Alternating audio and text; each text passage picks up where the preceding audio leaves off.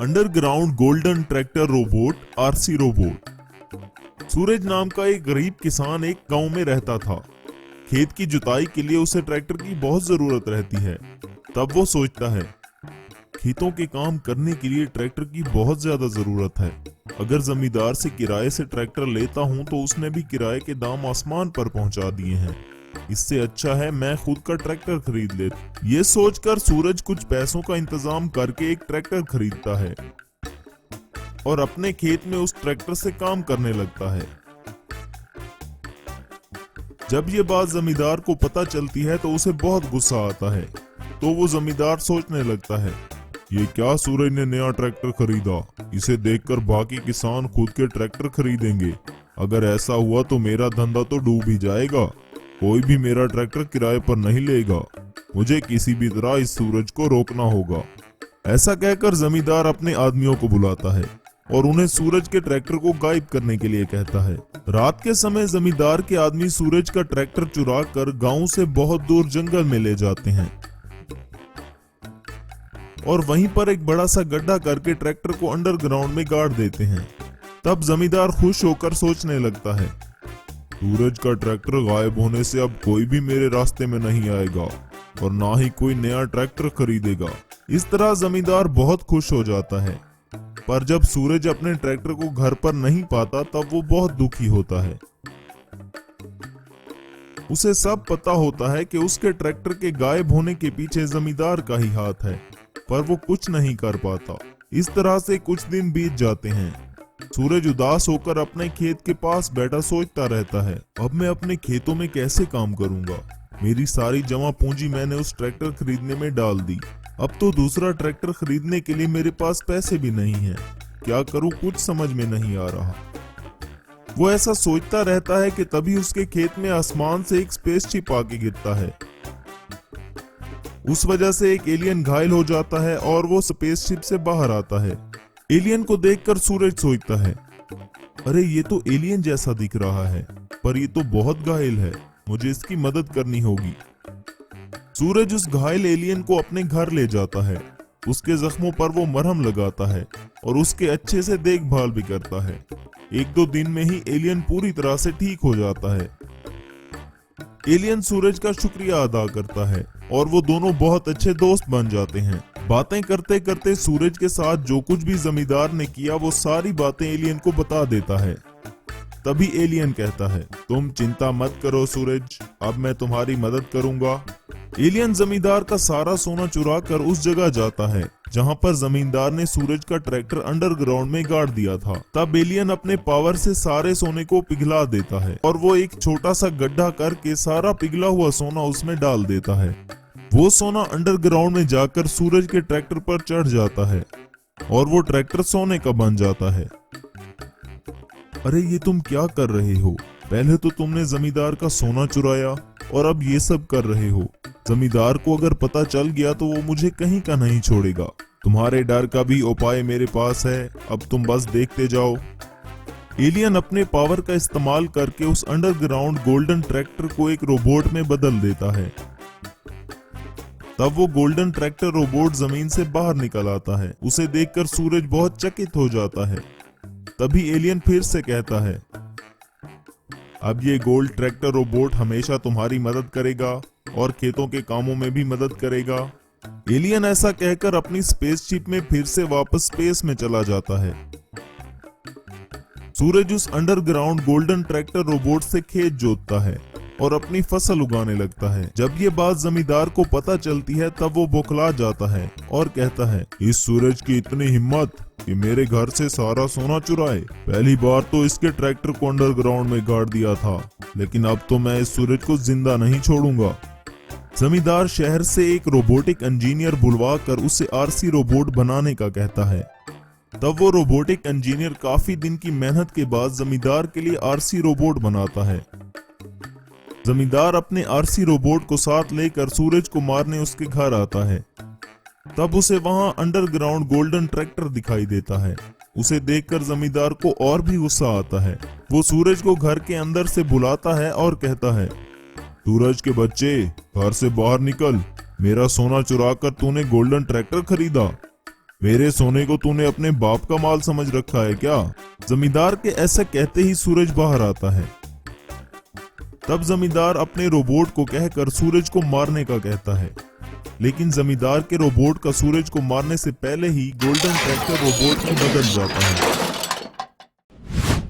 RC robot और underground golden tractor robot में खतरनाक लड़ाई शुरू हो जाती है।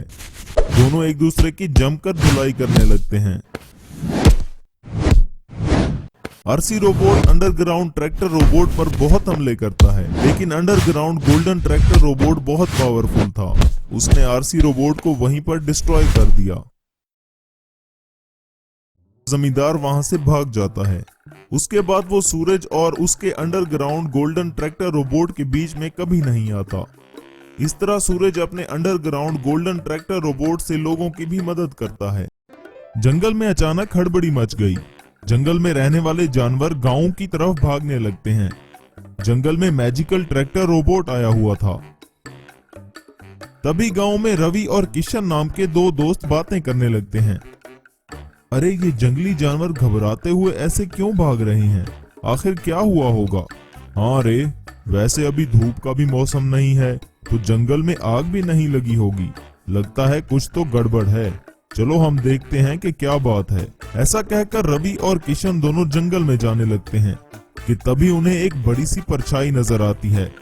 देखते ही देखते वो परछाई नजदीक आती है तो वो एक मैजिकल ट्रैक्टर रोबोट था जो जंगल को तबाह करते हुए गांव आ रहा था। गांव के लोगों को देखकर वो और तबाही मचाने लगता है। तब रवि कहता है, अरे बाप रे, ट्रैक्टर रोबोट ये फिर से जिंदा हो गया। जल्दी से रमेश को फोन करो और उसे बताओ इस बार तो हमेशा के लिए इसका खात्मा करना पड़ेगा। रवि रमेश को फोन लगाता है और उसे ट्रैक्टर रोबोट के बारे में बताता है। रमेश एक साइंटिस्ट था। रमेश अपनी लैब में एक मैजिकल जेसीबी रोबोट पर रिसर्च कर रहा था। तब रमेश रवि से कहता है, सुनो रवि, मेरे जेसीबी रोबोट को रेडी होने में थोड़ा और टाइम लगेगा। तब तक तुम कैसे भी करके इस ट्रैक्टर रोबोट को रोक कर रखो। मैं बहुत जल्द अपने जेसीबी रोबोट के साथ वहां आने की कोशिश करता हूँ। रमेश की बात सुनकर रवि जल्दी से पुलिस फोर्स को बुलाता है। पुलिस तोपों और बड़ी बड़ी मिसाइल के साथ वहां आती है। ट्रैक्टर रोबोट पर वो गोलियां बरसाने लगते हैं जिनका उस पर कोई असर नहीं होता। फिर उस पर तोपों से वार किया जाता है, मिसाइल से भी वार किया जाता है, पर ट्रैक्टर रोबोट को कुछ फर्क नहीं पड़ता और वो इन टैंक्स को पकड़कर दूर फेंक देता है। तब किशन कहता है, अरे रवि, ये तो किसी से भी नहीं रुक रहा। अब इसकी बैटरी डेड करके ही रोकना होगा। जल्दी से फोर्स को कह दो कि इसकी बैटरी खत्म करें। साइंटिस्ट रमेश की भेजी गई डिवाइस से पुलिस रोबोट की बैटरी को डेड करने लगी। बैटरी लो होते ही ट्रैक्टर रोबोट लड़खड़ाने लगता है। सबको लगता है कि वो बेहोश हो जाएगा।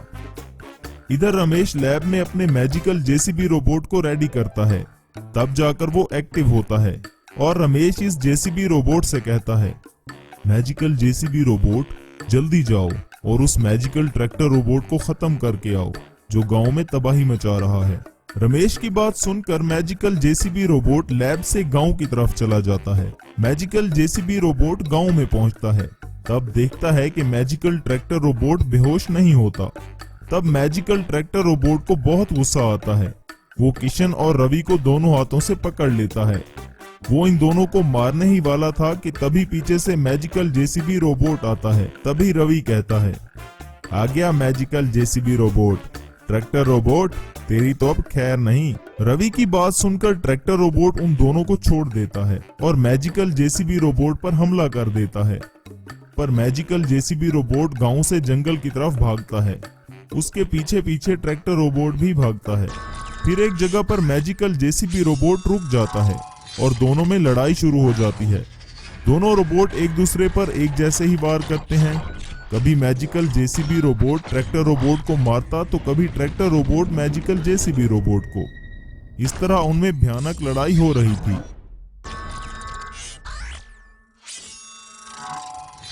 तब तक रवि और किशन वहां आ जाते हैं। इनकी लड़ाई देखकर रवि कहता है, अरे ये ट्रैक्टर रोबोट अभी तक जिंदा है। इसको जल्दी से मारना होगा। किशन तुरंत रमेश को फोन करके सब बताता है। अरे रवि, तुम मैजिकल जेसीबी रोबोट को बताओ कि वो ट्रैक्टर रोबोट के हेड पर बार बार वार करे, तब जाकर वो ट्रैक्टर रोबोट डिस्ट्रॉय हो जाएगा। रमेश की बात सुनकर रवि मैजिकल जेसीबी रोबोट को इशारा करता है और मैजिकल जेसीबी रोबोट रवि का इशारा समझ जाता है और मौका पाते ही वो ट्रैक्टर रोबोट के हेड पर बार बार वार करता है।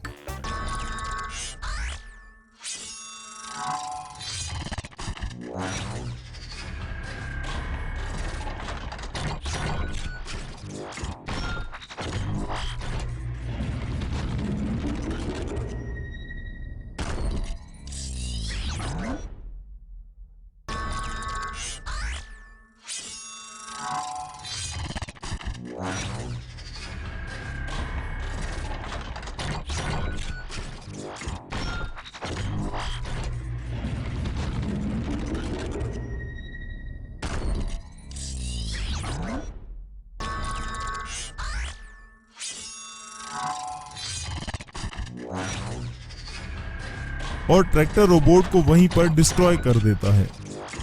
डिस्ट्रॉय किए हुए ट्रैक्टर रोबोट को देखकर किशन कहता है, इस ट्रैक्टर रोबोट को हम ऐसे नहीं छोड़ सकते, हमें गड्ढा खोदकर इसी जंगल में इसे गाड़ देना होगा ताकि वो वापस जिंदा ना हो। रवि और किशन जंगल में एक बड़ा सा गड्ढा करते हैं और उस गड्ढे में ट्रैक्टर रोबोट को गाड़ देते हैं। जंगली जानवर भी उसे मरा हुआ देखकर जंगल में वापस आने लगते हैं।